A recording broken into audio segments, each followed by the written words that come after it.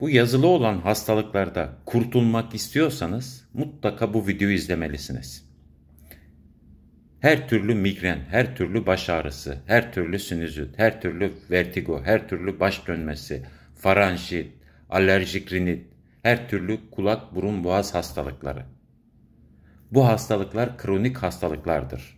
Yıllardır sizlerde vardır ve yıllardır doktor doktor dolaşırsınız. Tetkik tahliller yaparsınız. Torba torba ilaç kullanırsınız ama bir çözüm bulamazsınız. Ve hala hastalığınız gitgide ilerliyor. Gitgide ilaç sayınız da artıyor. Ve tonlarca para harcarsınız.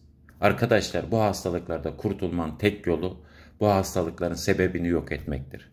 Sebebi ise de vücutta bugüne kadar birikmiş olan toksinler, ağır metaller, çöpler ve artık maddelerdir.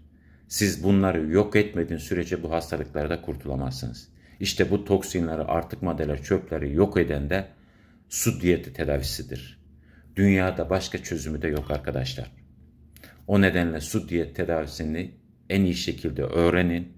Profil sayfama gidin, en iyi şekilde A'dan Z'ye her şeyini öğrenin. Su diyeti yapan hastaları iyice analiz edin. Derhal su diyet tedavisine başlayın. Bu hastalıklarda kurtulun. Başka çareniz yok.